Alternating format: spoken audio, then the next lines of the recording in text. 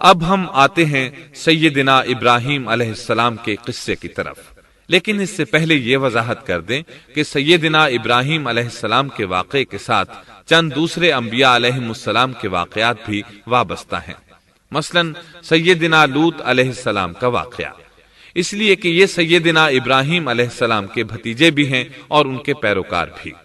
اسی طرح آپ کے صاحبزادوں سیدنا اسماعیل اور سیدنا اسحاق علیہ السلام کے واقعات ساتھ ساتھ چلتے ہیں۔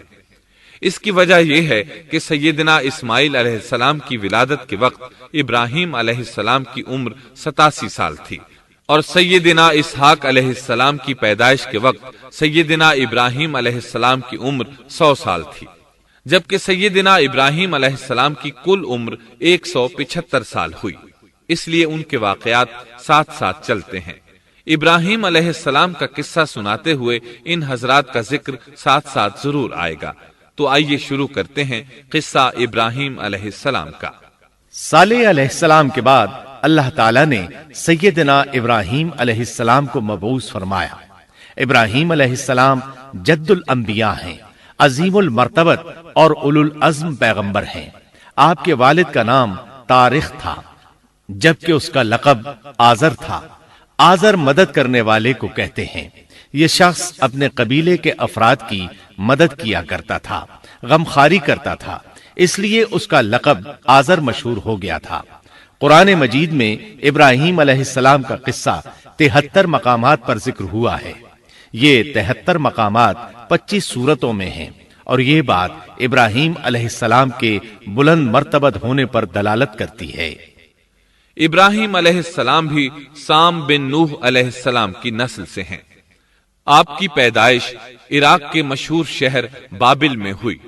یہ عراق کے شمال میں واقع تھا اور آج بھی موجود ہے۔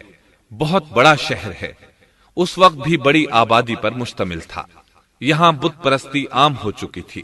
اللہ تعالی سورۃ العنکبوت آیت 25 میں فرماتے ہیں، وَقَالَ إِنَّمَا اتَّخَذْتُم مِّن دُونِ اللَّهِ أَوْثَانًا مَّوَدَّةَ بَيْنِكُمْ فِي الْحَيَاةِ الدُّنْيَا۔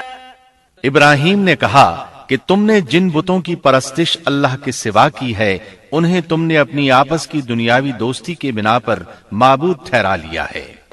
مطلب یہ کہ وہ لوگ اللہ کی عبادت بتوں کو اللہ کا شریک ٹھہرا کر کرتے تھے۔ ابراہیم علیہ السلام نے اپنے باپ سے اور اپنی قوم سے کہا کہ یہ مورتیاں جن کے تم مجاور بنے بیٹھے ہو کیا ہیں؟ انہوں نے جواب دیا، ہم نے اپنے باپ دادوں کو انہی کی عبادت کرتے پایا ہے۔ اللہ تعالیٰ ان کے بارے میں فرماتے ہیں، اے نبی، انہیں ابراہیم علیہ السلام کا قصہ سنا دو، جبکہ انہوں نے اپنے باپ اور اپنی قوم سے فرمایا، تم کس کی عبادت کرتے ہو؟ کہنے لگے، بتوں کی، ہم تو برابر ان کے مجاور بنے بیٹھے ہیں۔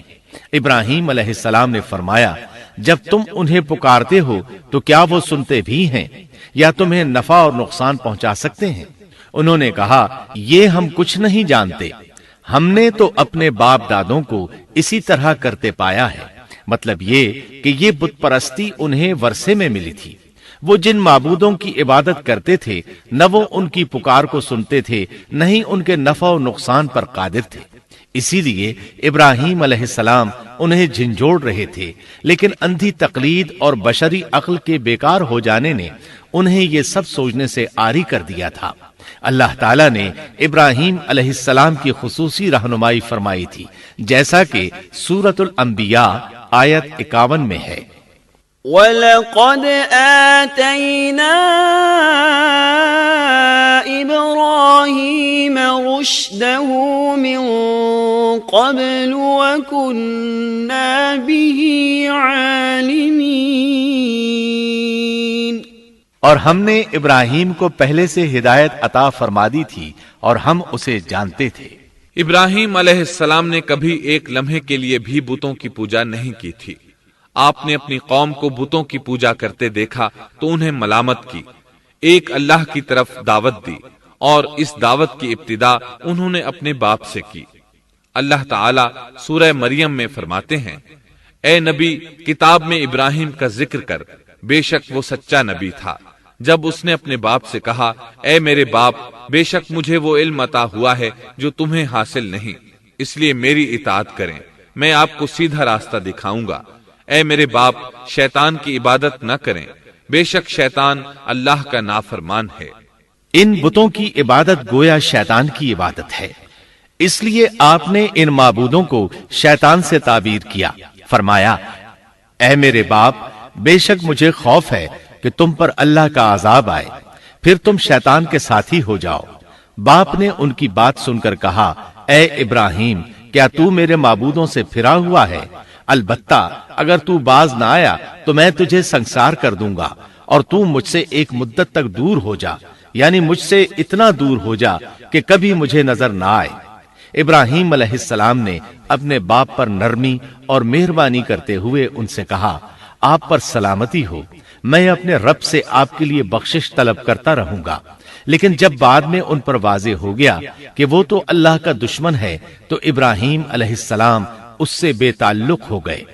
سورہ توبہ آیت 114 میں اللہ فرماتے ہیں، وما كان استغفار إبراهيم لأبيه إلا عن موعدة وعدها إياه فلما تبين له أنه عدو لله تبرأ منه ان ابراہیم لأواہ حلیم۔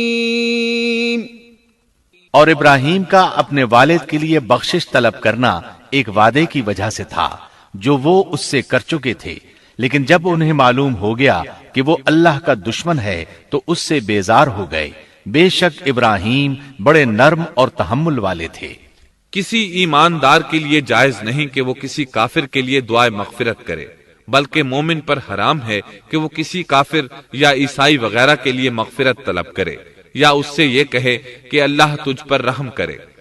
ابراہیم علیہ السلام کے والد نے انہیں دھمکی دی تھی کہ اگر تم اس دعوت سے باز نہ آئے تو میں تمہیں سنسار کر دوں گا۔ اس کے جواب میں ابراہیم علیہ السلام اپنے والد کے ساتھ انتہائی شفقت سے پیش آئے اور اس سے کہنے لگے، میں آپ کے لیے اپنے رب سے استغفار کرتا رہوں گا، اس لیے کہ آپ اپنے والد پر بے حد مہربان تھے۔ اسی لیے اللہ تعالیٰ بھی ابراہیم علیہ السلام پر بے حد مہربان تھے، اور آپ کا لقب خلیل الرحمن رکھ دیا گیا۔ خلت محبت کا وہ انتہائی درجہ ہے جس کے ساتھ دل محبت سے بھر جاتا ہے، یعنی وہ بہت سے لوگوں سے بڑھ کر اللہ تعالیٰ کو محبوب تھے۔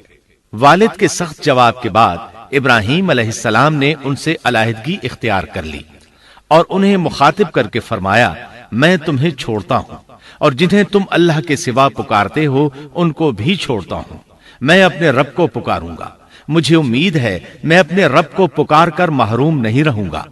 آپ اللہ کے پیارے اور پسندیدہ نبی تھے۔ جب آپ نے اپنی قوم کو توحید کی دعوت دی اس وقت آپ نوجوان تھے، آپ کی عمر 16 سال تھی۔ ساتھ میں آپ اس بات پر غور و فکر بھی کرتے کہ آخر یہ لوگ بتوں کی پوجا کیوں کرتے ہیں۔ آپ کا دل ان کے شرک پر بہت کوڑتا۔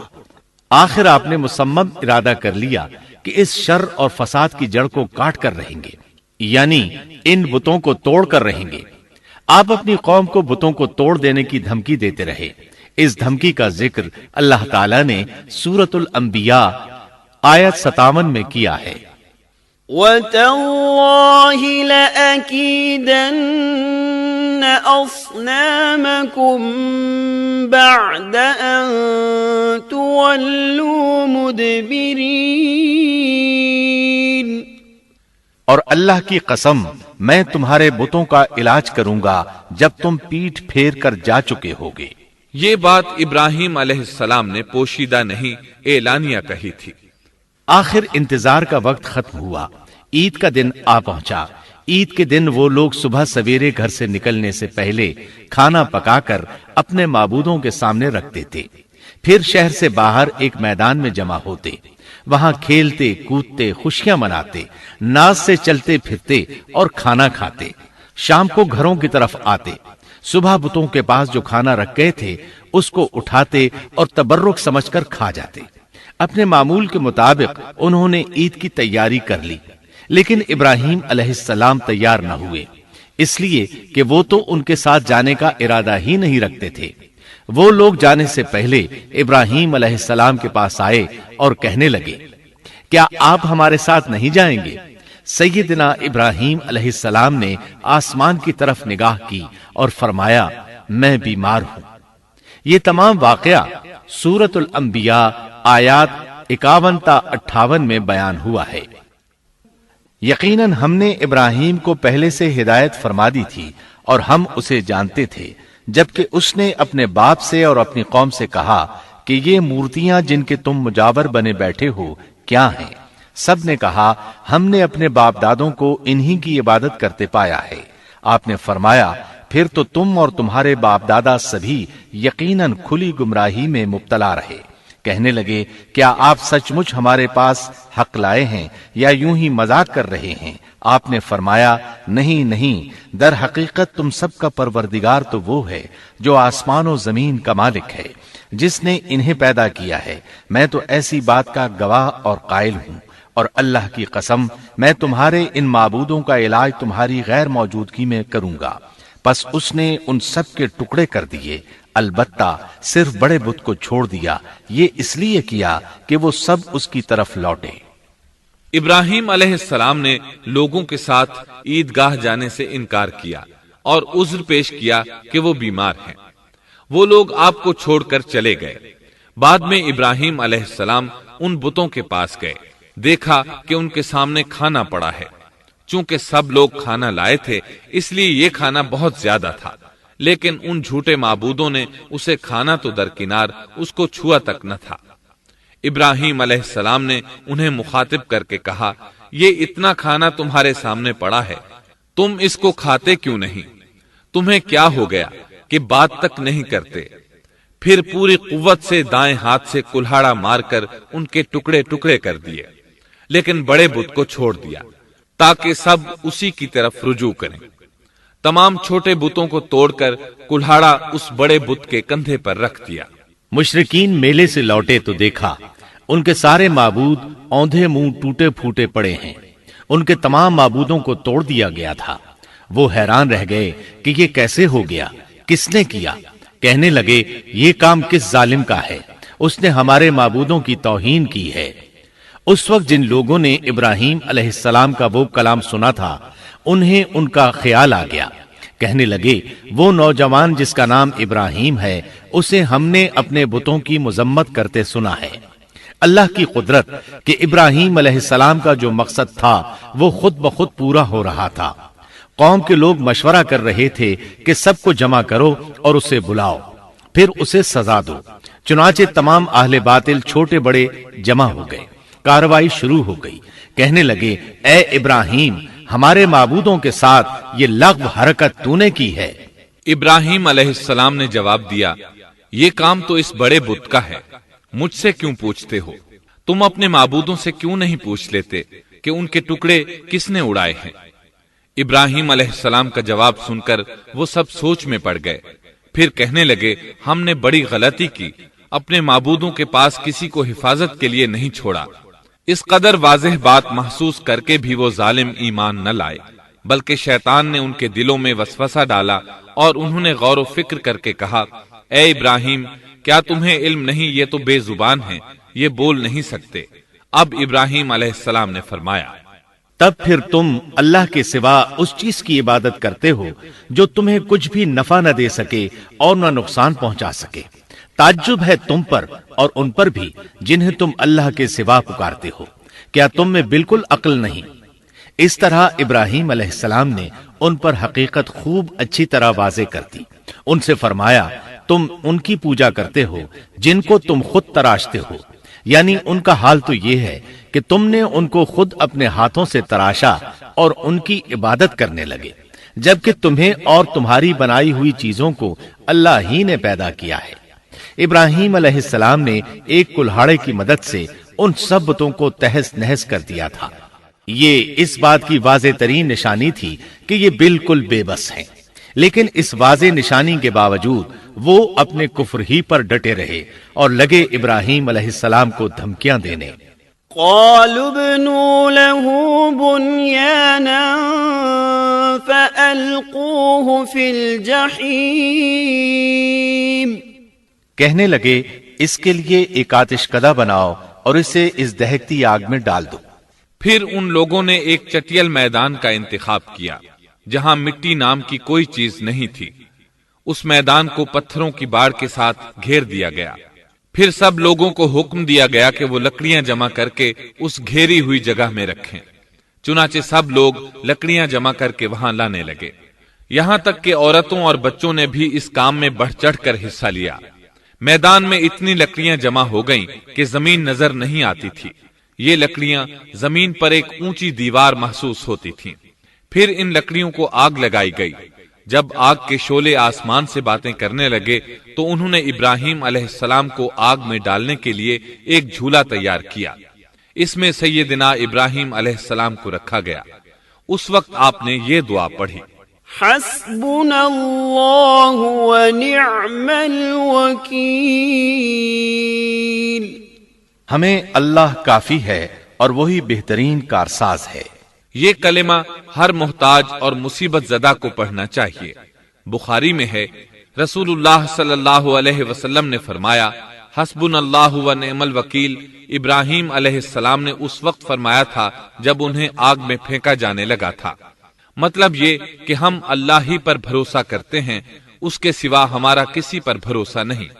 بعض روایات میں یہ بھی ہے کہ جب ابراہیم علیہ السلام کو آگ میں ڈالا جانے لگا تو جبریل علیہ السلام آئے اور کہا، اے ابراہیم، کوئی حاجت ہے تو میں حاضر ہوں۔ ابراہیم علیہ السلام نے فرمایا، اگر تم اپنی مرضی سے آئے ہو تو مجھے تمہاری کوئی ضرورت نہیں۔ ایک دوسری روایت میں ہے کہ بارش کے فرشتے نے حاضر ہو کر کہا تھا، اے ابراہیم، مجھے حکم دیجئے میں بارش برسا کر اس آگ کو بجھا دوں۔ لیکن ایسی تمام روایات ضعیف ہیں۔ یوں بھی اللہ کا حکم ان سے پہلے کام کرنے والا تھا۔ اللہ تعالیٰ سورہ انبیاء آیت 69 اور 70 میں فرماتے ہیں، قلنا یا نار کونی بردا وسلاما علی ابراہیم وَأَرَادُوا بِهِ كَيْدًا فَجَعَلْنَاهُمُ الْأَخْسَرِينَ۔ ہم نے کہا، اے آگ ابراہیم پر ٹھنڈی ہو جا اور سلامتی والی ہو جا۔ گو انہوں نے ابراہیم کا برا چاہا لیکن ہم نے انہیں ہی نقصان پانے والا کر دیا۔ چنانچہ جب ابراہیم علیہ السلام کو آگ میں ڈالا گیا تو وہ ٹھنڈی ہو گئی۔ ابن عباس رضی اللہ عنہما فرماتے ہیں، اگر اللہ تعالیٰ آگ سے یہ نہ فرماتے کہ سلامتی والی ٹھنڈی ہو جا تو وہ اس قدر سرد ہو جاتی کہ اس کی ٹھنڈک سے تکلیف محسوس ہوتی۔ گویا آگ بھی اللہ کے حکم کے بغیر نہیں جلا سکتی، چھری اللہ کے حکم کے بغیر نہیں کاٹ سکتی، اس لیے کہ یہ بھی اللہ کی مخلوق ہیں اور ان کی قدرت بھی اللہ کے پاس ہے۔ وہ چاہے تو ان کو قدرت عطا کر دے، چاہے تو قدرت واپس لے لے۔ آگ کو ٹھنڈا ہونے کا حکم ہوا، وہ ٹھنڈی ہو گئی۔ اس نے نہ ابراہیم علیہ السلام کے کپڑے جلائے، نہ جسم کے کسی حصے کو کوئی نقصان پہنچایا، صرف وہ رسیاں جلائیں جن سے آپ کو باندھا گیا تھا۔ سبحان اللہ۔ لوگ آگ کے گرد اس انتظار میں کھڑے تھے کہ جو ہی انہیں آگ میں پھینکا جائے گا وہ جل کر راکھ ہو جائیں گے، لیکن وہ یہ دیکھ کر حیران رہ گئے کہ ابراہیم علیہ السلام بڑے ناز سے آگ کے درمیان بیٹھے ہیں۔ بعض روایات میں ہے کہ ابراہیم علیہ السلام فرمایا کرتے تھے، مجھے ان دنوں جو راحت اور سکون حاصل تھا ویسا آگ سے نکلنے کے بعد نہیں ہوا۔ لوگ اس معجزے کو دیکھ کر حیرت زدہ تھے۔ پھر ابراہیم علیہ السلام آگ سے نکلے۔ اتنا بڑا معجزہ دیکھنے کے باوجود لوط علیہ السلام کے سوا کوئی شخص پورے بابل شہر سے ان پر ایمان نہ لایا۔ اللہ تعالیٰ فرماتے ہیں، فآمن له لوط، پس ابراہیم پر لوط ایمان لائے۔ مطلب یہ کہ پوری بستی سے لوط علیہ السلام تھے جو آپ پر ایمان لائے تھے، باقی تمام لوگ کفر ہی پر ڈٹے رہے۔ ابراہیم علیہ السلام ان کا رویہ دیکھ کر نا امید ہو گئے کہ اس سے بڑھ کر یہ کون سا معجزہ دیکھنا چاہتے ہیں۔ ان کے بتوں کو توڑ دیا گیا، اپنی آنکھوں سے اللہ کی نشانی ان لوگوں نے دیکھی، پھر بھی یہ ایمان نہیں لائے، چنانچہ آپ نے وہاں سے ہجرت کا ارادہ فرما لیا۔ اس وقت بابل پر نمرود نامی بادشاہ کی حکومت تھی۔ کہا جاتا ہے کہ زمین کے بیشتر حصے پر اسی کی حکمرانی تھی۔ جب اس کے پاس یہ خبریں پہنچیں کہ ابراہیم علیہ السلام کو آگ میں ڈالا گیا لیکن آگ نے انہیں نہیں جلایا، تو اس نے ابراہیم علیہ السلام کو اپنے دربار میں پیش کرنے کا حکم دیا۔ ابراہیم علیہ السلام کو وہاں لایا گیا۔ نمرود نے ان سے ان کے رب کے بارے میں سوال کیا۔ اللہ تعالیٰ سورۃ البقرہ آیت 258 میں فرماتے ہیں، أَلَمْ تَرَ إِلَى الَّذِي حَاجَّ إِبْرَاهِيمَ فِي رَبِّهِ أَنْ آتَاهُ اللَّهُ الْمُلْكَ؟ کیا تو نے اس شخص کو نہیں دیکھا جس نے ابراہیم سے اس کے رب کے متعلق جھگڑا کیا اس لیے کہ اللہ نے اسے سلطنت دی تھی؟ ایک روایت میں ہے کہ 4 بادشاہوں نے زمین کے بیشتر حصے پر حکمرانی کی ہے، ان میں سے ایک نمرود ہے۔ نمرود اپنے وقت کا حاکم و بادشاہ تھا۔ ابراہیم علیہ السلام سے جب اس کی اللہ تعالیٰ کے بارے میں بات چیت ہوئی تو ابراہیم علیہ السلام نے کہا، میرا رب وہ ہے جو زندہ کرتا ہے اور مارتا ہے۔ جواب میں اس نے کہا، میں بھی زندہ کرتا ہوں اور مارتا ہوں۔ چنانچہ اس نے حکم دیا کہ جیل سے 2 آدمیوں کو لے آؤ۔ جیل سے 2 ایسے آدمیوں کو لایا گیا جن کے لیے سزائے موت کا فیصلہ ہو چکا تھا۔ اس نے ان میں سے ایک کے قتل کا حکم دیا، دوسرے کو معاف کر دیا۔ اس سے اس نے یہ ثابت کرنا چاہا کہ وہ بھی زندہ کر سکتا ہے اور موت دے سکتا ہے، اور کہنے لگا، دیکھ لو میرے حکم سے لوگ مرتے ہیں اور میرے حکم سے انہیں زندگی ملتی ہے۔ اس کی بات سن کر ابراہیم علیہ السلام نے غور کیا کہ اگر وہ اس سے موت و حیات کے باریک فلسفے پر بحث کریں گے تو نمرود کا مقصد پورا ہو جائے گا اور میرا مقصد پورا نہیں ہو پائے گا۔ اس لیے بحث و مباحثے کی بجائے کوئی مضبوط دلیل پیش کر دی جائے تاکہ حق و باطل کے درمیان فرق واضح ہو جائے۔ چنانچہ آپ نے فرمایا، بے شک اللہ سورج کو مشرق سے لاتا ہے، تو اس کو مغرب سے لے آ۔ کافر بادشاہ یہ سن کر مبہوت رہ گیا، اس کا سر جھک گیا۔ اللہ تعالیٰ فرماتے ہیں، تب وہ کافر حیران رہ گیا اور اللہ نا انصافوں کو سیدھی راہ نہیں دکھاتا۔ ان تمام باتوں کے بعد نمرود کو یہ معلوم کرنے کی ضرورت نہیں رہی کہ ابراہیم علیہ السلام آگ سے کیسے نجات پا گئے، کیونکہ حقیقت اس پر آشکار ہو چکی تھی۔ وہ جان گیا تھا کہ اصل معاملہ کیا ہے۔ چنانچہ اس نے ابراہیم علیہ السلام سے کہا، آپ اس ملک سے نکل جائیے، ہم آپ کو یہاں نہیں رہنے دیں گے۔ ابراہیم علیہ السلام نے عراق کو خیرباد کہا اور شام کی طرف ہجرت کر گئے۔ یہاں آ کر وہ حران نامی بستی میں مقیم ہوئے۔ اسی جگہ آپ نے اپنے چچا ہاران کی بیٹی سیدہ سارہ علیہ السلام سے شادی کی۔ اللہ تعالیٰ اس ہجرت کے بارے میں فرماتے ہیں، وَنَجَّيْنَاهُ وَلُوطًا إِلَى الْأَرْضِ الَّتِي بَارَكْنَا فِيهَا لِلْعَالَمِينَ، اور ہم اسے یعنی ابراہیم اور لوط کو بچا کر اس زمین کی طرف لے آئے جس میں ہم نے جہان کے لیے برکت رکھی تھی۔ جب آپ حران کے مقام پر پہنچے تو وہیں ٹھہر گئے، وہیں رہنے لگے۔ یہاں آ کر آپ کا شمار بنو حران میں ہونے لگا۔ آپ لوگوں کو اسی شہر میں رہنے کی دعوت دیتے۔ اس شہر کے لوگ بتوں کی پوجا نہیں کرتے تھے بلکہ ستاروں کو پوجتے تھے۔ ابراہیم علیہ السلام نے جب ان کی یہ حالت دیکھی تو ارادہ کر لیا کہ ان لوگوں کو بتائیں گے کہ ستاروں کی عبادت کرنا باطل ہے۔ یہ لوگ چونکہ نجوم پرست تھے اس لیے ان کی عبادت کا وقت رات کو ہوتا تھا، اور یہ لوگ رات کے وقت عبادت کرتے تھے کیونکہ ان کے معبود یعنی ستارے رات ہی کو طلوع ہوتے ہیں۔ چنانچہ ابراہیم علیہ السلام انہیں یہ دکھانے کے لیے کہ ان چیزوں کی عبادت باطل ہے ایک دن ان کے ساتھ نکلے۔ اللہ نے آسمان کے دروازے کھول دیے تو ابراہیم علیہ السلام نے چاند، ستاروں، سیاروں اور آسمان و زمین کی سلطنت کو دیکھا۔ اللہ تعالیٰ نے ابراہیم علیہ السلام سے تمام پردے ختم کر دیے جو عام طور پر لوگوں کی آنکھوں پر ہوتے ہیں۔ اور انہوں نے وہ کچھ دیکھا جسے آج کی رصد گاہیں بھی نہیں دیکھ سکتی۔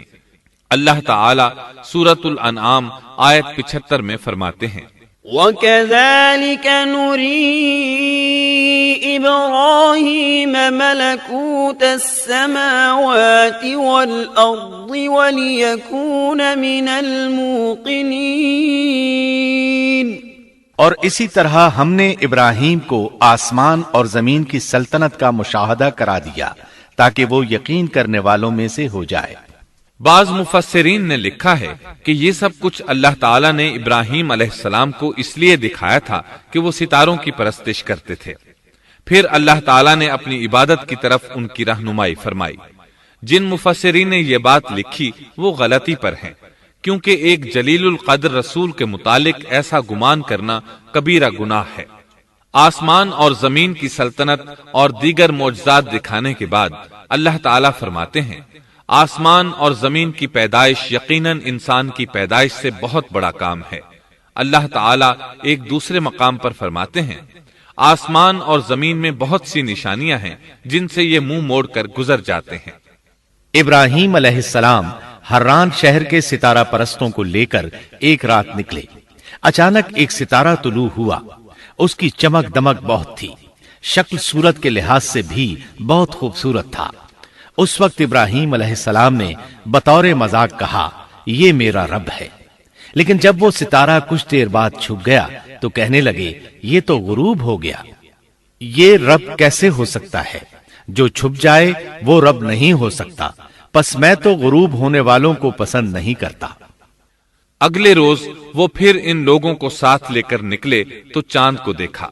یہ شکل صورت میں ستاروں سے کہیں زیادہ خوبصورت تھا، روشن تھا، لیکن یہ بھی غروب ہو گیا تو ابراہیم کہنے لگے، اگر مجھے میرے رب نے ہدایت نہ کی تو میں گمراہ لوگوں میں شامل ہو جاؤں گا۔ اے اللہ، تو کہاں ہے؟ اپنی طرف میری رہنمائی کر۔ ان باتوں سے ابراہیم علیہ السلام ان لوگوں کو غور و فکر کی دعوت دے رہے تھے تاکہ وہ غور کریں، آخر رب چھپ کیسے سکتا ہے؟ اگر چاند رب ہے اور دن کے وقت کسی کو اپنے معبود کی حاجت ہوگی تو وہ کیا کرے گا؟ لہذا چاند کسی صورت رب نہیں ہو سکتا۔ پھر جب دن چڑھا اور سورج طلوع ہوا تو کہنے لگے، یہ میرا رب ہے، یہ تو سب سے بڑا ہے۔ پھر لوگوں کو مخاطب کر کے کہنے لگے، تم رات کو چھوٹے چھوٹے ستاروں کی پوجا کرتے ہو، کیوں نہ تم اتنے بڑے ایک ہی رب کی پوجا کر لو۔ لیکن جب وہ بھی غروب ہو گیا تو کہنے لگے، یقیناً میں تمہارے شرک سے بیزار ہوں، یہ معبود کیسے ہو سکتے ہیں؟ ان میں تو تبدیلی آتی رہتی ہے، کبھی طلوع ہوتے ہیں کبھی غروب ہوتے ہیں۔ یہ اس بات کی دلیل ہے کہ یہ مخلوق ہیں اور ان کا خالق کوئی اور ہے جس کے حکم کے یہ تابع ہیں۔ جب یہ خود مخلوق ہیں اور کسی اور کے تابع ہیں تو کسی کو نفع نقصان پہنچانے پر کس طرح قادر ہو سکتے ہیں؟ پھر اپنی قوم کو مخاطب کر کے کہنے لگے، میں اپنا رخ اس کی طرف کرتا ہوں جس نے آسمانوں کو یکسو ہو کر پیدا کیا، اور میں شرک کرنے والوں میں سے نہیں ہوں۔ اب بھی وہ اپنی بات پر اڑے رہے۔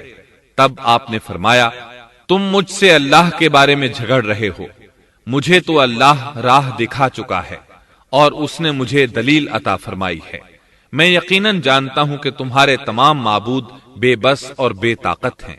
جاؤ، تم سے اور تمہارے ان معبودوں سے جو ہو سکے کر لو، میرے رب کی مرضی کے بغیر کچھ بھی نہیں ہو سکتا۔ میرے رب نے ہر چیز کے علم کو اپنے گھیرے میں لے رکھا ہے، کیا پھر بھی تم نصیحت حاصل نہیں کرو گے؟ اور میں تمہارے معبودوں سے خوف کیوں کھاؤں؟ تم اللہ سے نہیں ڈرتے؟ ان کو اللہ کا شریک ٹھہرا رہے ہو۔ اللہ نے اس کی کوئی دلیل نازل نہیں کی۔ اگر تم میں صحیح علم ہے تو تم ہی بتلا دو کہ ہم دونوں جماعتوں میں سے امن کا زیادہ حقدار کون ہے؟ امن انہی کے لیے ہے جو ایمان لانے کے بعد دین کو شرک سے خلط ملط نہیں کرتے۔ حقیقت میں ہدایت یافتہ وہی لوگ ہیں۔ یہی ہمارے وہ دلائل تھے جو ہم نے ابراہیم علیہ السلام کو ان کی قوم کے مقابلے میں عطا کیے تھے، اور ہم جسے چاہیں مرتبے میں بڑھا دیں۔ بے شک تیرا رب بڑی حکمت والا ہے۔ ان لوگوں نے پھر بھی کفر ہی کیا، کوئی بھی ایمان نہ لایا۔ چنانچہ ابراہیم علیہ السلام نے ایک بار پھر ہجرت کی اور مصر جا پہنچے۔ مصر کے بادشاہ کو خبر ملی کہ ایک شخص ہجرت کر کے آیا ہے اور اس کے ساتھ ایک عورت ہے، وہ بہت زیادہ حسین و جمیل ہے۔ چنانچہ اس ظالم نے اپنے کارندوں کو بھیجا کہ اس عورت کو میرے پاس لے آؤ، ساتھ ہی اس سے پوچھنا کہ تمہارے ساتھ جو آدمی ہے وہ کون ہے، اگر وہ اس کا خاوند ہو تو اسے قتل کر دینا۔ ادھر بادشاہ نے اپنے کارندوں کو حکم دیا، ادھر اللہ نے ابراہیم علیہ السلام کی طرف وحی بھیج دی۔ انہوں نے سارا علیہ السلام سے کہا، اگر وہ تجھ سے میرے بارے میں پوچھیں تو بتا دینا تم میری بہن ہو۔ پھر سارا سے بولے، اے سارا، روئے زمین پر میرے اور تیرے سوا کوئی مومن نہیں، یعنی یہ کافروں کی سرزمین ہے، یہاں کوئی مومن نہیں، اس لحاظ سے تم میری دینی بہن ہو۔ پھر بادشاہ نے ابراہیم علیہ السلام کو پیش کرنے کا حکم دیا۔ اس نے آپ سے پوچھا، یہ عورت کون ہے؟ آپ نے فرمایا، یہ میری بہن ہے۔ اس طرح ابراہیم علیہ السلام کی زندگی میں 3 موقع ایسے آئے کہ انہوں نے اللہ کے دین کی حمایت اور مدافعت کے لیے توریہ کیا۔ توریہ کا مطلب یہ ہے کہ واقعہ کچھ اور ہو لیکن کوئی شخص کسی خاص مصلحت کی وجہ سے اسے 2 معانی والے الفاظ کے ساتھ اس انداز میں بیان کرے کہ سننے والا اس واقعہ کو نہ سمجھ سکے بلکہ اس کا ذہن خلاف واقعہ چیز کی طرف منتقل ہو جائے۔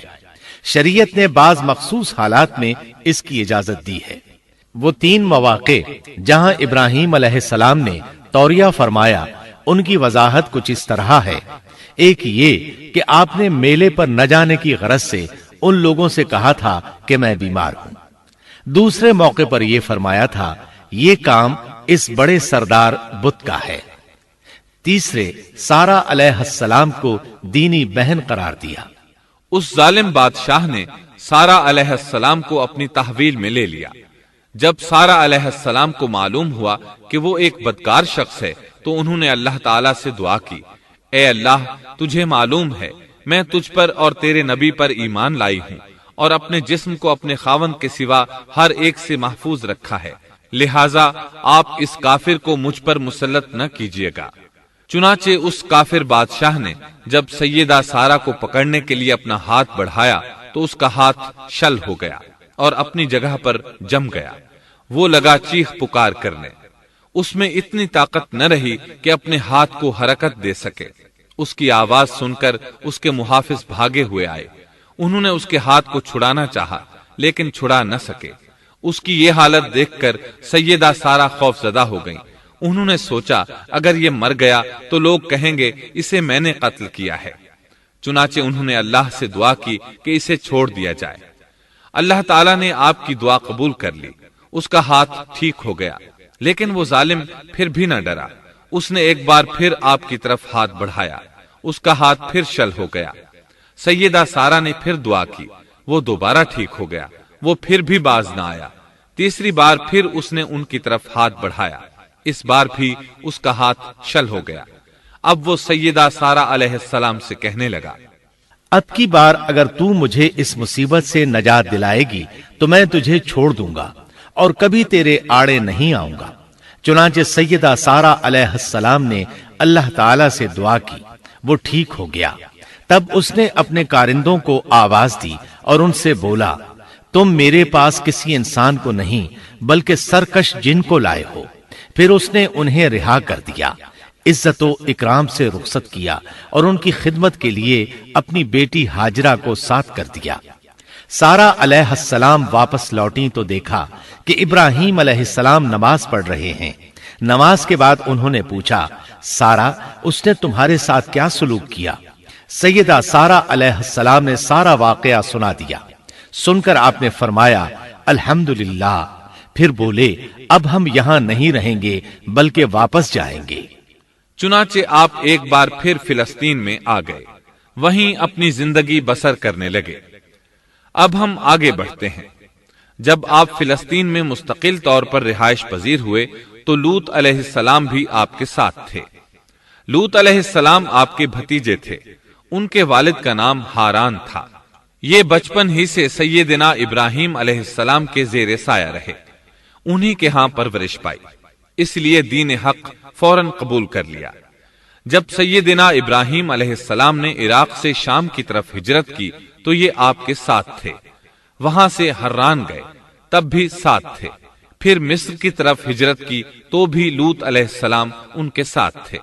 آخر کار جب آپ نے مصر کو بھی خیر بات کہا اور فلسطین آ گئے تب بھی یہ ساتھ تھے۔ اب ابراہیم علیہ السلام نے لوط علیہ السلام کو حکم دیا کہ وہ بستی سدوم کی طرف چلے جائیں، اس لیے کہ اس بستی کے لوگ کفر کی انتہائی گہرائی میں جا چکے ہیں، انہیں کفر و شرک سے نکالنے کے لیے وہاں جائیں، انہیں اللہ کے احکام سنائیں، اللہ کی طرف دعوت دیں۔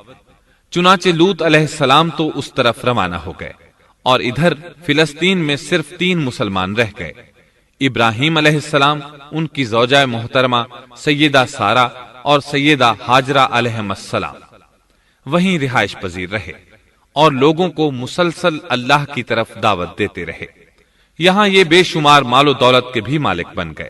جب ان کی عمر 85 یا 86 سال ہوئی تو سارہ علیہ السلام نے سوچا، میں بانجھ ہوں، میرے خاوند بوڑھے ہیں لیکن اولاد کی تمنا ہے، تو کیوں نہ میں اپنی لونڈی ہاجرہ ہدیے اور تحفے کے طور پر ابراہیم علیہ السلام کو دے دوں۔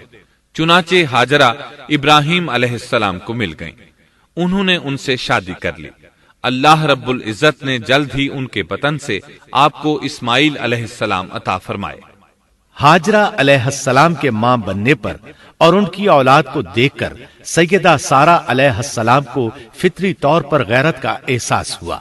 اللہ کی قدرت دیکھیے، خود ہی انہیں ہاجرہ کو تحفے میں دیا تاکہ اولاد حاصل ہو، اور جب وہ ماں بن گئیں تو اب غیرت محسوس کر رہی ہیں۔ اپنی اس کیفیت سے مجبور ہو کر سیدہ سارہ نے ابراہیم علیہ السلام سے کہا، آپ مجھے اس کے ساتھ ایک جگہ پر نہ رکھیں۔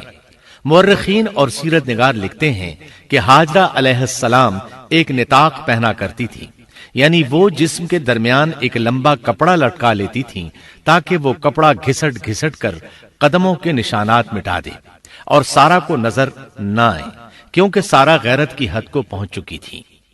ابراہیم علیہ السلام نے جب سارہ علیہ السلام کے اندر غیرت کے آثار دیکھے تو ہاجرہ کو ان کی نگاہوں سے دور کر دیا۔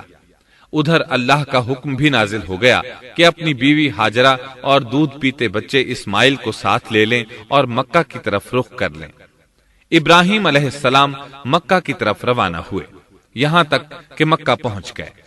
یہ جگہ اس وقت بالکل ویران اور بے آباد تھی، نہ کوئی انسان تھا، نہ پانی، نہ نباتات کے آثار تھے، غرض کوئی چیز نظر نہیں آتی تھی، بس پہاڑوں کے درمیان ایک بے آب و گیاہ میدان تھا۔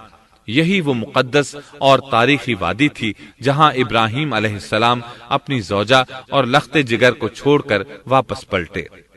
سیدہ ہاجرہ علیہ السلام کو بہت حیرت ہوئی، انہیں یہ امید نہیں تھی کہ ان کے خاوند انہیں ایک بے آباد جگہ تنہا چھوڑ کر چل دیں گے، اس پر بچے کی ذمہ داری الگ تھی۔ چنانچہ انہوں نے ابراہیم علیہ السلام کو آواز دی، لیکن انہوں نے مڑ کر بھی نہ دیکھا۔ اب وہ ان کے پیچھے آئیں اور قریب پہنچ کر بولی، اے ابراہیم، ہمیں کہاں چھوڑے جا رہے ہو؟ یہاں نہ پانی، نہ خوراک، نہ کوئی انسان۔ ابراہیم علیہ السلام نے پھر بھی کوئی جواب نہ دیا، کوئی پریشانی بھی ظاہر نہ کی اور چلتے رہے۔ سیدہ ہاجرہ بھی آپ کے پیچھے چلتی رہیں اور پوچھتی رہیں کہ ہمیں کس کے حوالے کر کے جا رہے ہیں؟ یہاں تو کوئی بھی جاندار نہیں، مکمل طور پر بے آباد علاقہ ہے، لیکن انہوں نے اب بھی کوئی توجہ نہ دی۔ آخر سیدہ ہاجرہ نے کہا، کیا آپ کو اللہ نے اس کام کا حکم دیا ہے؟ اب آپ نے جواب میں فرمایا، ہاں۔ تب سیدہ ہاجرہ بولی، اگر یہ بات ہے تو اللہ تعالی ہرگز ہمیں ضائع نہیں ہونے دے گا۔ جب انسان اللہ کے احکام کو بجا لائے تو اس کے دل سے فقر و فاقے کا خوف نکل جاتا ہے اور اللہ اسے طرح طرح کے انعامات سے نوازتا ہے۔ انسان جب تک اللہ کے احکام کو بجا لاتا رہے گا تب تک اللہ کی نصرت اور اس کی تائید شامل حال رہے گی۔ چنانچہ جوں ہی ہاجرہ علیہ السلام کو پتا چلا کہ انہیں تنہا چھوڑ جانا اللہ کے حکم کی بنا پر ہے تو فوراً یقین بھرے لہجے میں بولی، تب اللہ ہمیں ضائع نہیں کرے گا۔ یہ کہہ کر وہ اپنے شیر خوار بچے کی طرف پلٹ گئیں۔ خوراک اور پانی چند دن میں ختم ہو گئے، پانی کا ایک قطرہ پاس نہ رہا۔ اب پانی کی تلاش شروع کی، لیکن اپنے لیے تو درکنار، ماں کو بیٹے کے لیے بھی پانی نہ ملا۔ نہ خوراک۔ اب بچہ لگا بھوک سے بلکنے، خوراک نہ ملنے کی وجہ سے ماں کا دودھ بھی خشک ہو گیا تھا۔ عورت کتنی بھی باحوصلہ ہو اپنے بچے کو بھوک سے بلکتے نہیں دیکھ سکتی۔ اب انہوں نے بچے کو وہیں چھوڑا اور تیزی سے قریبی پہاڑی صفا کی طرف لپکی، اوپر چڑھ کر ادھر ادھر نظر دوڑائی کہ شاید کسی طرف پانی یا خوراک نظر آ جائے یا کسی انسان کی جھلک نظر آ جائے۔ جب کچھ نظر نہ آیا تو نشیب کی طرف چلی، ساتھ میں بچے کی طرف بھی دیکھتی جاتی تھی۔ نشیب میں پہنچی تو بچہ نظروں سے اوجھل ہو گیا۔ اس پر اور بے چین ہوئی اور بلندی کی طرف دوڑی۔ اس طرح مروہ پہاڑی پر چڑھ گئیں۔ وہاں بھی چاروں طرف نگاہ دوڑائی لیکن کچھ نظر نہ آیا۔ خیال آیا کہ پھر کوشش کرنی چاہیے۔ اس خیال سے مروہ پہاڑی سے اتری اور صفا کی طرف چل دی۔ درمیان میں نشیب کی وجہ سے بچہ نظر نہ آیا تو دوڑنے لگی۔ اس طرح پھر صفا پر چڑھ گئیں۔ اللہ اکبر! ایک تو عورت ذات کمزور، پھر بھوک پیاس سے نڈھال، اس پر کس قدر سعی اور کوشش میں مصروف، وہ بھی اپنے بچے کے لیے۔ بہرحال بار بار کوشش کے خیال سے انہوں نے صفا اور مروہ پہاڑیوں کے درمیان 7 چکر لگائے۔ یہی وجہ ہے مسلمان عازمین حج صفا و مروہ کے درمیان سعی کرتے ہیں تاکہ اس واقعے کی یاد تازہ ہو جائے۔ جب وہ آخری مرتبہ مروہ پر پہنچی تو انہوں نے ایک آواز سنی۔ یہ آواز اسماعیل علیہ السلام کے قریب سے آئی تھی۔ انہوں نے پوری توجہ سے آواز کو سننے کی کوشش کی اور جلدی سے اسماعیل کے قریب پہنچی۔ کیا دیکھتی ہیں؟ اسماعیل کے قدموں کے نیچے سے پانی پھوٹ رہا ہے، کیونکہ جبریل علیہ السلام کو اللہ نے اس صابرہ خاتون کی مدد کے لیے بھیجا تھا۔ انہوں نے زمزم والی جگہ پر اپنا پر مارا تو اسماعیل کے قدموں کے پاس سے ایک عظیم چشمہ رحمت نمودار ہوا۔ مستقبل کے پیغمبر کے قدموں کے نیچے سے اللہ نے جبریل فرشتے کے ذریعے زمین پھاڑ کر پانی نکال دیا۔ یہی آب زمزم کا آغاز تھا۔ ہاجرہ علیہ السلام پانی کو آنکھیں پھاڑ پھاڑ کر حیرت سے دیکھ رہی تھی۔ ان کی خوشی کی انتہا نہ رہی جب انہوں نے دیکھا پانی پھوٹ پھوٹ کر چاروں طرف بہ رہا ہے۔ زمین ہموار تھی، اس لیے انہوں نے زمین کو کھودنا شروع کر دیا تاکہ پانی ادھر ادھر نہ بہ جائے۔ پھر انہوں نے اس گڑھے کے چاروں طرف پتھر رکھ دیے اور زبان سے بولی، زم زم۔ اس کا مطلب ہے رک جا۔ نبی اکرم صلی اللہ علیہ وسلم کا فرمان ہے، رحم اللہ اسماعیل لولا انها عجلت لكانت زمزم عینا معینا۔ اللہ اسماعیل کی والدہ پر رحم فرمائے، اگر وہ جلد بازی سے کام نہ لیتی تو زمزم ایک بہنے والا چشمہ ہوتا۔ لیکن انہوں نے اس کے گرد بند باندھ دیا۔ انہیں دراصل اس وقت پانی کی شدید ضرورت تھی، اس لیے انہوں نے پانی کو اپنے پاس جمع کر لیا تاکہ بہہ کر ضائع نہ ہو جائے۔ انہوں نے اسماعیل کو پانی پلایا، خود بھی خوب پیا، اور یہ اللہ تعالی کی طرف سے ان کی مہمان نوازی تھی۔ وہاں کوئی اور انسان نہیں تھا، نہ کھانے کی کوئی چیز تھی، بس یہی آب زمزم ان کے لیے کھانے اور پینے کا کام دے رہا تھا۔ اب چونکہ زمزم ایک چشمہ بن گیا تھا، اس لیے پرندے بھی آنے لگے۔ انہی دنوں عرب کے قبیلوں میں سے ایک قبیلہ بنو جرہم یمن کو خیر باد کہہ کر اس طرف آ رہا تھا۔ یمن میں ایک بہت بڑا ڈیم تھا۔ پہاڑوں کے درمیان انہوں نے پانی کو روک کر ایک بہت بڑا بند قائم کر رکھا تھا۔ اس سے پورا سال آسانی سے کھیتی باڑی کرتے تھے۔ اس ڈیم کی بدولت ان کا آب پاشی کا نظام بہت اچھا تھا۔ جب اس ڈیم کو اللہ تعالیٰ نے توڑا تو تمام لوگ وہاں سے منتشر ہو گئے اور جزیرہ عرب کے اطراف میں منتقل ہونے لگے۔ وہیں سے ہجرت کرنے والا ایک قبیلہ بنو جرہم تھا۔ یہ لوگ بنیادی طور پر عرب تھے۔ یہ قبیلہ سفر میں رہتا، جہاں کہیں پانی اور چراگاہ نظر آتے وہیں پڑاؤ ڈال دیتے۔ جب وہاں خوراک ختم ہو جاتی تو آگے سفر شروع کر دیتے۔ چونکہ وہ بہت بڑے تاجر تھے، اس بنا پر ان راستوں سے خوب واقف تھے۔ انہیں چشموں کا خوب علم تھا۔ ملک شام کی طرف بھی ان کی آمد و رفت تھی۔ یہ قبیلہ بنو جرہم مکہ کے قریب پہنچا تو فضا میں پرندوں کو منڈلاتے پایا۔ کہنے لگے ان پرندوں کی موجودگی میں ضرور کوئی راز ہے۔ اب انہوں نے اپنے کچھ آدمی اس طرف بھیجے۔ یہ لوگ جلد ہی چشمے تک پہنچ گئے۔ انہوں نے وہاں ایک عورت اور اس کے بچے کو پایا، پھر وہ لوگ ان کے پاس آئے، وہاں پڑاؤ ڈالنے کی اجازت مانگی۔ سیدہ ہاجرہ نے فرمایا، ٹھیک ہے، لیکن شرط یہ ہے کہ تمہیں اجرت ادا کرنا ہوگی۔ ان کے لیے یہ سستا سودا تھا، ان کے پورے قبیلے کو سامان زندگی مل رہا تھا، جبکہ صرف ایک عورت اور اس کے بیٹے کی ذمہ داری ان پر عائد ہو رہی تھی۔ انہوں نے فوراً حامی بھر لی اور وہاں رہائش اختیار کر لی۔ اس طرح یہ لوگ سیدہ ہاجرہ علیہ السلام کی معیشت کا ذریعہ بن گئے، اور اس طرح سیدنا اسماعیل علیہ السلام بنو جرہم میں پرورش پاتے رہے۔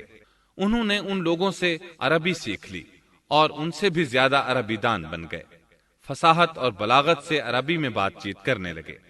پھر ان کی اس قبیلے میں شادی ہو گئی، ان کی اولاد سے عرب قوم کا آغاز ہوا۔ انہی میں سے سرور کائنات محمد صلی اللہ علیہ وسلم کی ولادت باسعادت ہوئی۔ بنو جرہم کی آمد اور آبادی ابراہیم علیہ السلام کی دعا کا نتیجہ تھی۔ جب انہوں نے اپنی بیوی اور بچے یعنی دو کمزور انسانوں کو اس ویران جگہ چھوڑا تھا تو یہ دعا مانگی تھی، ربنا انی اسکنت من ذریتی بواد غیر ذی زرع عند بیتک المحرم۔ اے ہمارے پروردگار، میں نے اپنی کچھ اولاد اس بے آباد جنگل میں تیرے حرمت والے گھر کے پاس بسائی ہے۔ یہاں یہ سوال پیدا ہوتا ہے کہ کیا اس وقت بیت اللہ کی تعمیر ہو چکی تھی؟ درست بات یہ ہے کہ اس وقت خانہ کعبہ کی تعمیر نہیں ہوئی تھی۔ پھر سوال پیدا ہوتا ہے کہ کیا ابراہیم علیہ السلام کے زمانے سے پہلے اس کی تعمیر ہو چکی تھی یا صرف جگہ ہی معروف تھی؟ اس بارے میں دو طرح کی روایات ہیں۔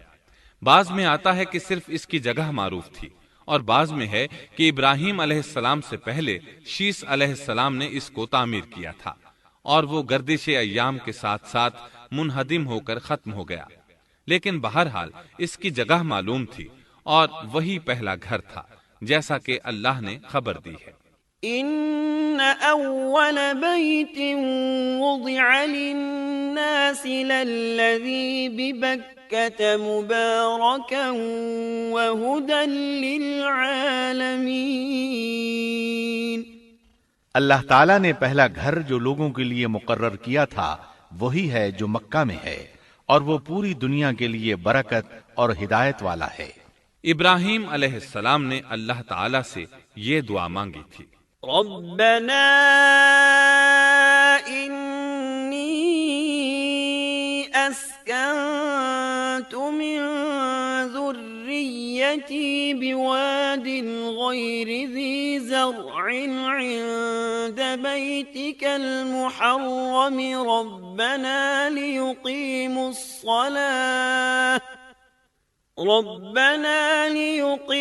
الصلاة فاجعل أفئدة من الناس تهوي إليهم وارزقهم من الثمرات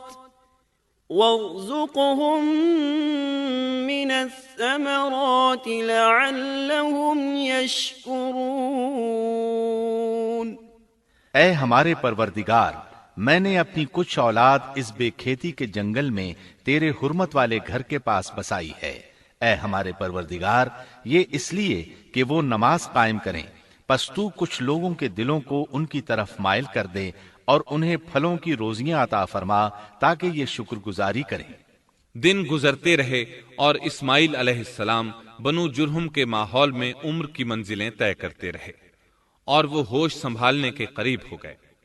ابراہیم علیہ السلام ہر سال ایک دو بار اپنے گھرانے کی دیکھ بھال کے لیے چکر لگاتے تھے۔ جب اسماعیل علیہ السلام نے ہوش سنبھالا تو ایک بار پھر ایک عظیم آزمائش کا وقت آ گیا۔ ہوا یوں کہ ایک مرتبہ ابراہیم علیہ السلام مکہ تشریف لائے، ایک جگہ آرام کے لیے بیٹھے کہ نیند کی وادی میں پہنچ گئے۔ نیند میں انہوں نے خواب دیکھا کہ اپنے لخت جگر کو اپنے ہاتھ سے ذبح کر رہے ہیں، ساتھ ہی آنکھ کھل گئی۔ ابراہیم علیہ السلام جانتے تھے کہ انبیاء کرام کے خواب حقیقت ہوتے ہیں۔ اللہ کی طرف سے وحی ہوتے ہیں اور شیطان کسی صورت ان کے خواب میں نہیں آ سکتا، لہذا انہوں نے اس خواب کے مطابق عمل کرنے کا پختہ ارادہ کر لیا، کسی قسم کی پریشانی کا شکار نہ ہوئے۔ اللہ رب العزت نے اس عظیم اور تعجب خیز واقعے کا قرآن مجید میں ذکر کرتے ہوئے فرمایا، وقال إني ذاهب إلى ربي سيهدين رب هب لي من الصالحين فبشرناه بغلام حليم فلما بلغ معه السعي قال يا بني إني أرى في المنام أني أذبحك فانظر ماذا ترى۔ اور ابراہیم نے کہا میں تو ہجرت کر کے اپنے پروردگار کی طرف جانے والا ہوں، وہ ضرور میری رہنمائی کرے گا۔ اے میرے رب، مجھے نیک بخت اولاد عطا فرما۔ تو ہم نے ایک بردبار بچے کی بشارت دی۔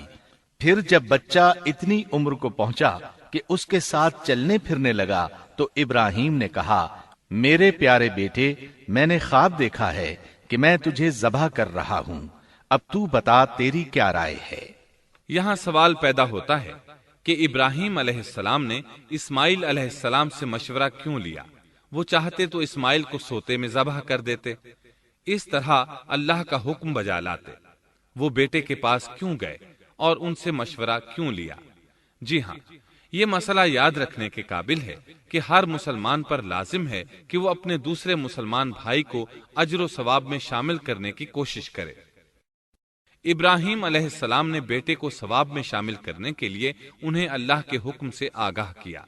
یہ نہ چاہا کہ میں اکیلا ہی اجر لیتا رہوں، بلکہ دوسرے کی خیر خواہی کو پیش نظر رکھا۔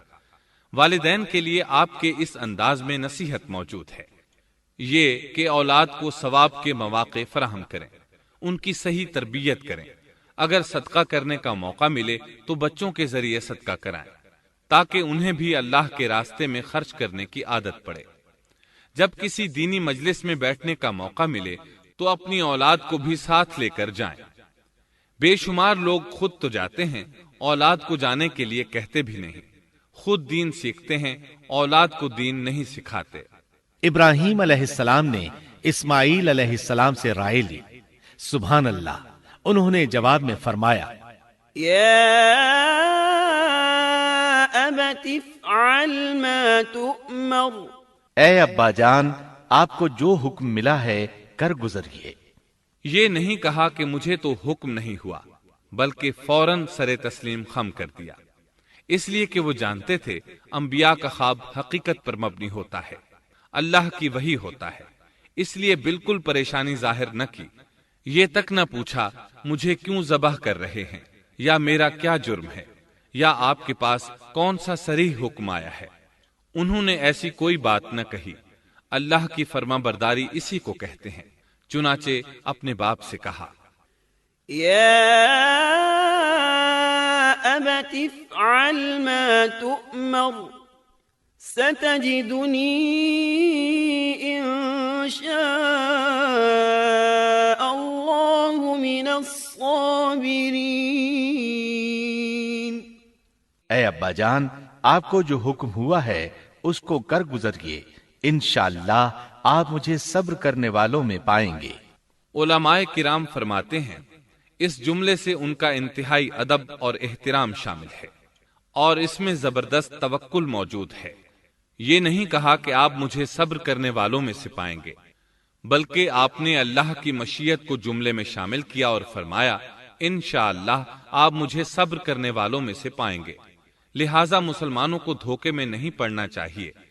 یہ نہ کہے میں سفر کروں گا، میں فلاں کام کروں گا، میں فلاں کام کے کرنے کی طاقت رکھتا ہوں، بلکہ یوں کہے اللہ نے چاہا تو میں سفر کروں گا، اللہ نے چاہا تو فلاں کام کروں گا۔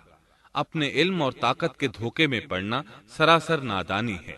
ہر چیز کا تعلق اللہ سے قائم کرے، جیسا کہ اللہ تعالیٰ فرماتے ہیں ولا تقولن لشيء إني فاعل ذلك غدا إلا أن يشاء الله اور ہرگز ہرگز کسی کام پر یوں نہ کہنا کہ میں اسے کل کروں گا مگر ساتھ ہی انشاءاللہ کہہ لینا۔ اپنی زبان کو اللہ کے ذکر سے سجا کر رکھو اور ہمیشہ اپنے معاملات کو اللہ کی طرف لوٹاؤ۔ بہرحال باپ بیٹا دونوں ہی مصمم ارادے کے ساتھ اللہ کا حکم پورا کرنے کے لیے پیش ہو گئے۔ اسماعیل علیہ السلام نے اپنے والد محترم سیدنا ابراہیم علیہ السلام سے کہا، جب آپ مجھے ذبح کرنے لگیں تو میری پیشانی کو زمین پر رکھ دیجیے گا تاکہ آپ کو میرا چہرہ نظر نہ آئے اور کہیں آپ کے ہاتھ رک نہ جائیں، چہرہ دیکھ کر آپ پر شفقت پدری غالب نہ آ جائے۔ اب ابراہیم علیہ السلام نے بیٹے کی پیشانی پکڑ کر زمین پر لٹا دیا جیسا کہ اللہ تعالی نے فرمایا۔ فلما أسلما وتله للجبين جب دونوں مطیع ہو گئے اور ابراہیم نے اسے پیشانی کے بل لٹا دیا، اب انہوں نے چھری پکڑی اور گردن پر چلا دی، لیکن چھری نے گردن نہ کاٹی، بالکل اسی طرح جیسے آگ نے ابراہیم کو نہیں جلایا تھا، اس لیے کہ چھری میں کاٹنے کی طاقت اور آگ میں جلانے کی صلاحیت اللہ کے حکم کے بغیر نہیں آ سکتی۔ اللہ نے دونوں سے یہ طاقتیں سلب کر لیں۔ اب ابراہیم زور لگا رہے ہیں، ادھر اسماعیل علیہ السلام کہہ رہے ہیں، ابا جان جلدی کیجئے، چھری چلائیے۔ اللہ تعالیٰ نے اس واقعے کا ذکر یوں فرمایا ہے، فلما أسلما وتله للجبين جب وہ دونوں مطیع ہو گئے اور ابراہیم نے اسے پیشانی کے بل لٹا دیا۔ اس مطیع ہونے سے مراد اللہ کے حکم کو نافذ کرنا ہے۔ اب ظاہر ہے مطیع تو وہ پہلے بھی تھے، لیکن یہاں اسلما یعنی مطیع ہونے سے مراد کامل اسلام ہے۔ نہایت واضح اور حقیقی اسلام مراد ہے، اس لیے کہ کامل اسلام وہی ہوتا ہے جس میں بغیر کسی تردد اور توقف کے اللہ کے امر اور نہی کی تصدیق کی جائے۔ یہ تھا حقیقی اسلام۔ ہاں تو چھری چلتی رہی، گلا نہ کٹا، اس لیے کہ امتحان اور آزمائش کی تکمیل ہو چکی تھی۔ یہ بات ثابت ہو چکی تھی کہ اللہ کا حکم نافذ کرنے میں دونوں پوری طرح کوشاں ہیں۔ اللہ تعالیٰ بھی فرما برداری ہی کا صلہ عطا فرماتے ہیں۔ چنانچہ آواز آئی، قد صدقت الرؤيا إنا كذلك نجزي المحسنين إن هذا لهو البلاء المبين ہم نے اسے پکارا، اے ابراہیم تو نے خواب کو سچ کر دکھایا، یقیناً ہم اسی طرح نیکوکاروں کو جزا دیا کرتے ہیں۔ یقیناً یہ ایک کھلی آزمائش تھی۔ تاریخ کا ایک عظیم ترین امتحان اور کڑی آزمائش دنیا کو آج بھی حیرت میں ڈال دیتی ہے۔ کون ہے جو بیٹے کو ذبح کرنے پر تیار ہو جائے، خاص طور پر اس صورت میں جب اولاد بھی اکلوتی ہو، جس کی وجہ سے 86 سال کے بعد آنگن میں بہار آئی ہو۔ پھر اس کی قربانی کا بھی واضح حکم نہیں دیا گیا تھا، اشارتاً خواب میں رہنمائی کی گئی تھی۔ آپ کہہ سکتے تھے یہ قتل اور سنگین جرم ہے، کہہ سکتے تھے اپنے بیٹے کو کس جرم میں قتل کروں، لیکن آپ نے بغیر کسی تعامل کے سر تسلیم خم کر دیا اور اس عظیم امتحان میں کامیاب ہوئے۔ اللہ فرماتے ہیں، وَإِبْرَاهِيمَ الَّذِي وَفَّى اور ابراہیم وہ ہیں جنہوں نے وفاداری کی۔ اس آیت میں یہ نہیں بتایا گیا کہ کس چیز میں وفاداری کی، اس لیے کہ وہ تو ہر معاملے میں مکمل طور پر وفاداری کا مظاہرہ کر چکے تھے۔ آگ میں ڈالے جانے والا معاملہ، بیوی اور بچے کو لق و دق میدان میں چھوڑ آنے کا معاملہ، پھر ذبح کا امتحان، تعمیر بیت اللہ کی مشقت، غرض ہر معاملے میں وفادار تھے، حتیٰ کہ اپنا مال اللہ کے راستے میں خرچ کرنے میں اس قدر وفادار کہ ابو زیفان کے لقب سے مشہور ہو گئے۔ اس کا معنی ہے مہمان نواز۔ کسی مہمان کو دسترخوان پر اپنے ساتھ بٹھائے بغیر ایک لقمہ نہیں کھاتے تھے۔ باہر نکلتے مہمان تلاش کرتے، پھر اس کے ساتھ مل کر کھانا کھاتے۔ مہمان نہ ملتا تو سخت غمگین ہو جاتے۔ اس طرح انہوں نے اللہ کے ہر حکم کی پاسداری کی۔ ذبح والے اس امتحان کا اللہ نے انہیں کیا صلہ دیا؟ اللہ فرماتے ہیں وَفَدَيْنَاهُ بِذِبْحٍ عَظِيمٍ، ہم نے اسے عظیم ذبیحے کا بدلہ عطا کیا۔ ہاں تو ہم بتا رہے تھے، چھری نے گلا نہ کاٹا۔ ایسے میں ابراہیم علیہ السلام نے ایک آواز سنی۔ آواز پیچھے سے آئی تھی۔ انہوں نے مڑ کر دیکھا، جبریل علیہ السلام نظر آئے۔ وہ آسمان سے ایک مینڈھا لے کر آئے تھے۔ دنیا کے مینڈھوں میں سے نہیں بلکہ جنت کا مینڈھا لائے تھے۔ سیدنا عبداللہ بن عباس رضی اللہ عنہما سے روایت ہے کہ وہ مینڈھا جنت میں 40 سال تک چرتا رہا۔ سفید رنگ، کشادہ آنکھوں، خوبصورت سینگوں والا حسین و جمیل مینڈھا تھا۔ بہرحال یہ ابراہیم علیہ السلام کی وفاداری کا بدلہ تھا جو اسماعیل علیہ السلام کے فدیے میں دیا گیا، اور پوری امت مسلمہ کے لیے حکم ہو گیا کہ اللہ کی رضا کے لیے قربانی اور ہدی پیش کرتے رہیں۔ کعبے کے پاس حرم الہی میں ہر سال یہ سنت ادا کی جاتی ہے، اور ان کے ساتھ ساتھ پوری زمین کے تمام خطوں پر بسنے والے مسلمان بھی اس عظیم فرمانبرداری کی علامت کے طور پر قربانیاں پیش کرتے ہیں۔ مینڈھے کے ذکر کا مطلب یہ ہے کہ ہم سنت ابراہیمی پر گامزن ہو جائیں۔ یہ مینڈھا ہمیں اللہ کے لیے قربانی کا سبق دیتا ہے۔ ہمیں چاہیے سنت ابراہیمی کی اقتدا کرتے ہوئے ہم اپنی جانوں، اپنی اولاد اور اپنے مالوں کو اللہ کی راہ میں قربان کرنے کے لیے تیار ہو جائیں۔ اللہ تعالیٰ فرماتے ہیں وَفَدَيْنَاهُ بِذِبْحٍ عَظِيمٍ وَتَرَكْنَا عَلَيْهِ فِي الْآخِرِينَ سلام على إبراهيم كذلك نجزي المحسنين إنه من عبادنا المؤمنين۔ اور ہم نے اسے عظیم ذبیحہ عطا کیا، اور ہم نے اس کا پچھلوں میں ذکر خیر چھوڑا۔ سلامتی ہو ابراہیم پر۔ اسی طرح ہی ہم نیکوکاروں کو جزا دیتے ہیں، یقیناً وہ ہمارے مخلص بندوں میں سے تھا۔ اور اسی طرح اللہ فرماتے ہیں وَبَشَّرْنَاهُ بِإِسْحَاقَ نَبِيًّا مِّنَ الصَّالِحِينَ، اور ہم نے اسے نیکوکار نبی اسحاق کی ولادت کی خوشخبری سنائی۔ یہ خوشخبری فلسطین کی طرف واپس لوٹنے کے بعد سنائی گئی۔ ایک اکلوتے بیٹے کی قربانی کے لیے تیار ہو جانے کے صلے میں اور سارہ علیہ السلام کی عظمت اور تکریم کے مد نظر اللہ تعالی نے اسحاق کی خوشخبری سنا دی۔ یہ آیت ذبح کے واقعے کے بعد اللہ تعالی نے ذکر فرمائی ہے، اس لیے معلوم ہوا پچھلی آیات میں اسحاق کے علاوہ کسی اور بیٹے کا ذکر ہوا ہے، اور وہ اسماعیل علیہ السلام ہی تھے، جبکہ یہودی روایات میں اسحاق علیہ السلام کو ذبیح قرار دیا جاتا ہے۔ یہ بالکل غلط ہے۔ ذبح کے واقعے کے بعد اسحاق علیہ السلام کی بشارت مل رہی ہے، پھر بھلا وہ پیدا ہونے سے پہلے ہی ذبیح کیسے بن گئے؟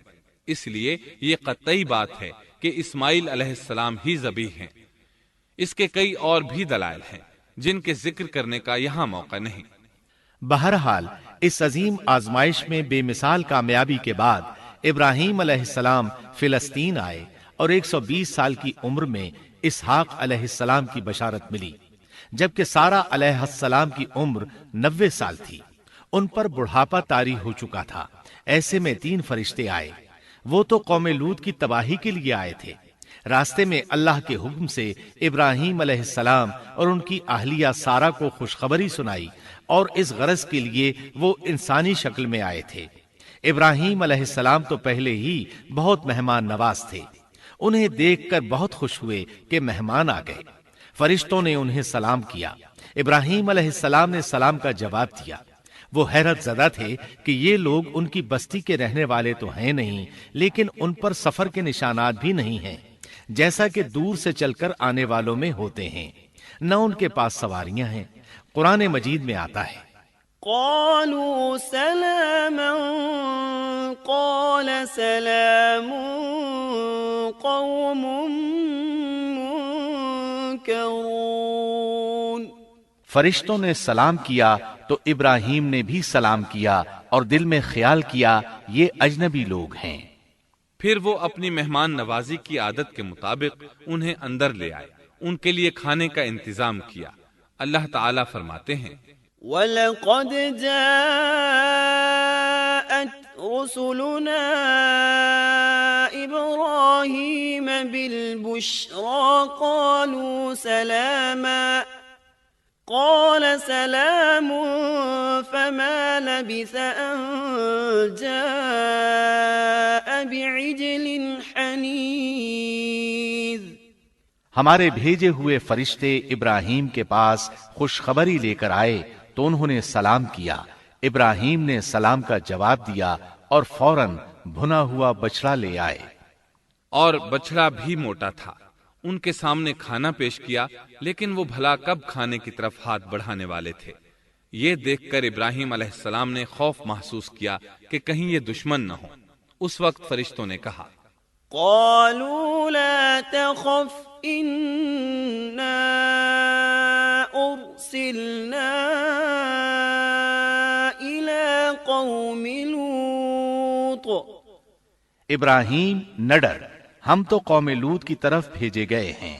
جب انہوں نے یہ باتیں کی تو سارہ علیہ السلام پاس کھڑی تھیں، وہ ہنسنے لگی۔ وہ خوشخبری سے پہلے کیوں ہنس پڑی؟ علماء اس بارے میں کہتے ہیں کہ جب انہوں نے سنا یہ فرشتے لوط علیہ السلام کی بستی کو تباہ کرنے جا رہے ہیں تو ان کے خاتمے کی خبر سن کر وہ ہنستی۔ اس کے بعد فرشتوں نے یہ خوشخبری سنائی۔ فبشرناها بإسحاق ومن وراء إسحاق يعقوب۔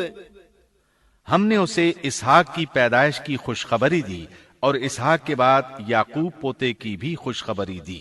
بہت جلد ہی ہم اسحاق سے تیری ویران گود کو آباد کریں گے، اور تو اپنی زندگی میں اس کے بیٹے یعقوب کو بھی دیکھ لے گی۔ اب 3 بشارتیں جمع ہو گئیں۔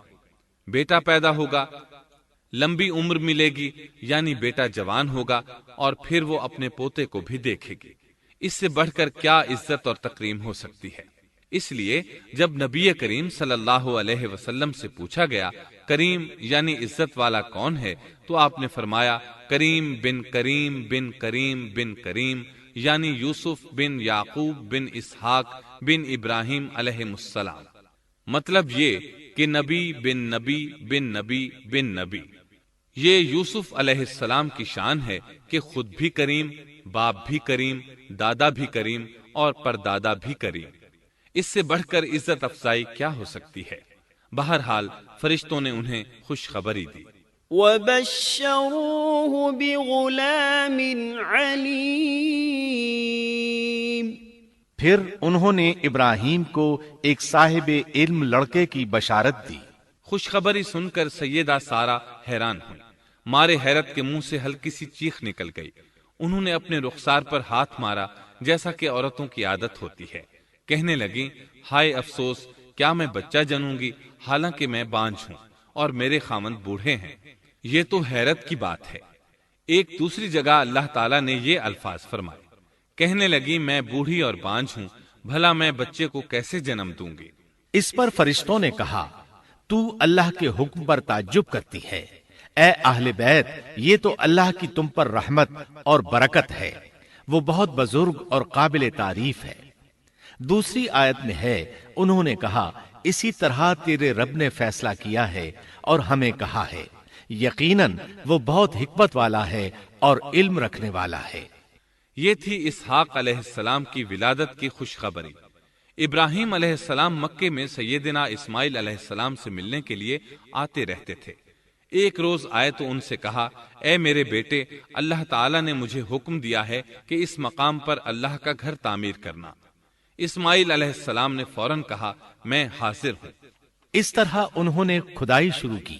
ایسے میں انہیں شیس علیہ السلام کی تعمیر کے آثار نظر آئے۔ انہوں نے اس پر تعمیر شروع کر دی۔ ایک روایت میں یہ بھی ہے کہ انہوں نے فرشتوں والی بنیادوں کے آثار بھی دیکھے۔ نبی کریم صلی اللہ علیہ وسلم کی جوانی کے دنوں میں جب مکے کے قریش نے کعبے کی تعمیر نئے سرے سے کی تو انہوں نے اس کی بنیادوں کو گہرا کرنا چاہا۔ وہ کھدائی کرتے ان سبز پتھروں تک پہنچ گئے جو پہاڑوں کی چوٹیوں کی طرح نظر آ رہے تھے۔ انہوں نے ان پتھروں کو نکالنا چاہا۔ ایک شخص نے کدال کے ذریعے ایک پتھر کو باہر نکالا تو اس کے نیچے سے اتنا نور نکلنے لگا کہ قریب تھا وہ شخص اندھا ہو جاتا۔ پھر پتھر خود بخود نیچے جا گرا اور اپنی جگہ پر جم گیا۔ اس کے بعد لوگوں نے ان پتھروں کو ہاتھ نہ لگایا اور تعمیر شروع کر دی۔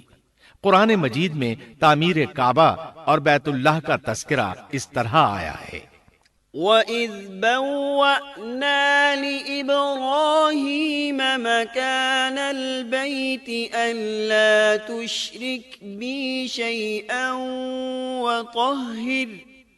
وَطَهِّرْ بَيْتِيَ لِلطَّائِفِينَ وَالْقَائِمِينَ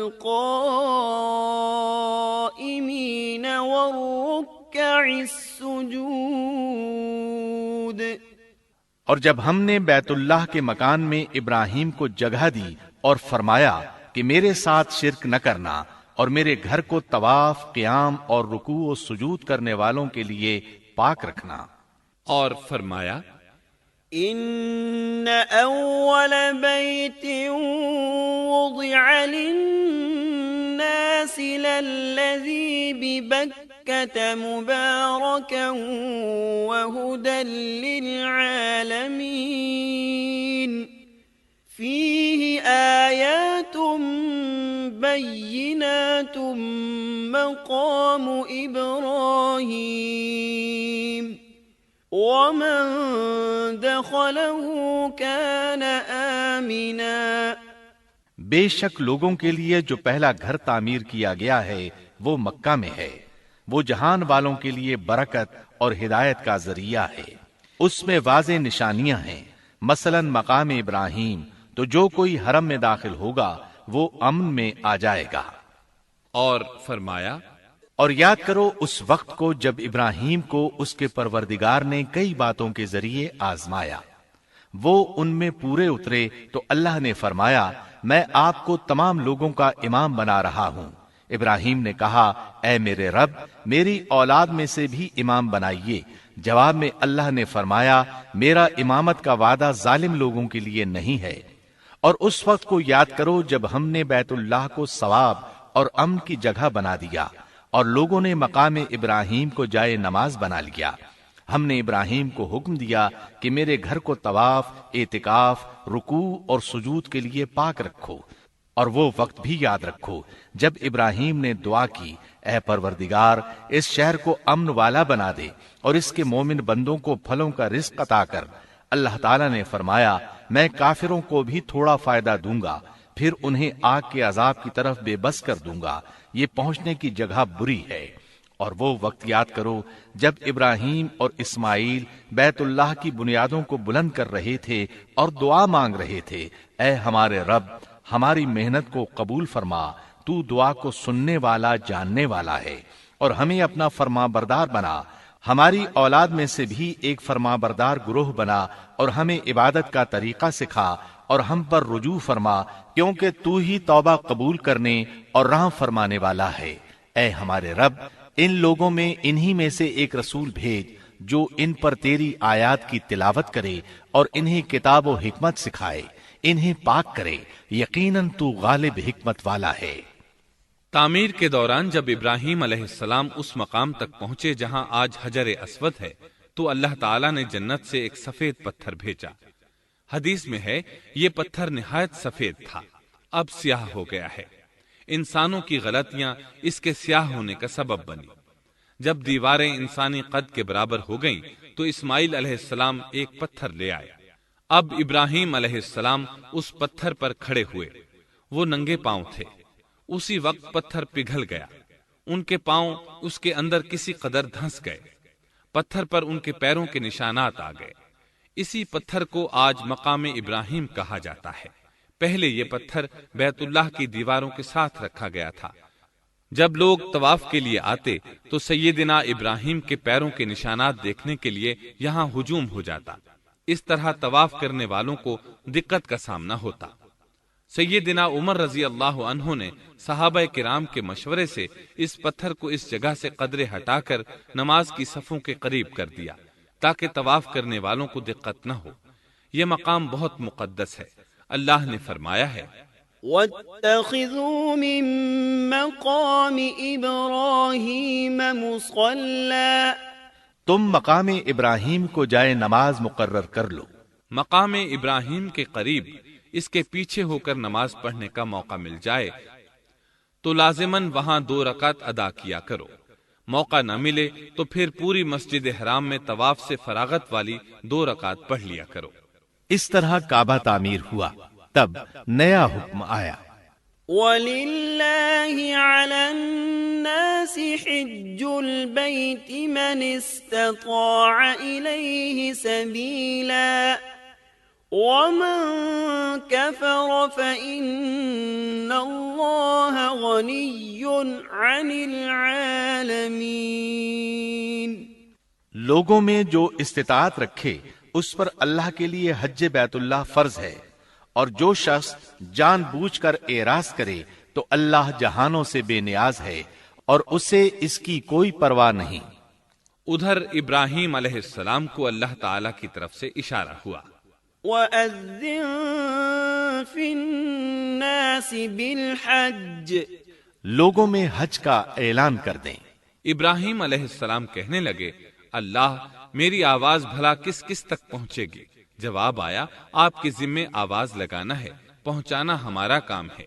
چنانچہ آپ عرفات کے ایک پہاڑ پر چڑھے اور آواز لگائی، لوگو بیت الحرام کا حج کرو۔ اللہ تعالیٰ نے معجزانہ طور پر یہ آواز تمام انسانوں تک پہنچا دی، خواہ وہ پیدا ہوئے تھے یا نہیں۔ دوسرا معجزہ یہ ہوا کہ اللہ نے بیت اللہ اور اس کے حج کی محبت لوگوں کے دلوں میں ڈال دی۔ اللہ نے فرمایا، وَأَذِّن فِي النَّاسِ بِالْحَجِّ يَأْتُوكَ رِجَالًا وَعَلَى كُلِّ ضَامِرٍ يَأْتِينَ مِن كُلِّ فَجٍّ عَمِيقٍ۔ اور آپ لوگوں میں حج کا اعلان کر دیں، وہ آپ کی طرف پیدل بھی آئیں گے اور دبلے پتلے اونٹوں پر بھی دور دور سے آئیں گے۔ اس طرح لوگ پیدل اور سوار ہو کر کثرت سے حج کے لیے آنے لگے اور یہ ویران علاقہ آباد ہونے لگا۔ یہ تھے حالات اور واقعات ابراہیم علیہ السلام کے۔ آپ نے 175 سال کی عمر میں وفات پائی۔ آپ سے پہلے سیدہ ہاجرہ علیہ السلام نے وفات پائی اور ان کی وفات سے کچھ ہی عرصہ بعد سیدہ سارہ علیہ السلام 127 سال کی عمر میں فوت ہو گئیں۔ ان دونوں کی وفات کے بعد آپ غمگین رہنے لگے۔ آخر اتنی مدت تک ساتھ رہا تھا۔ آپ خلیل الرحمن تھے، آپ پر صحیفے بھی نازل ہوئے، آپ اللہ کے بے حد شکر گزار تھے۔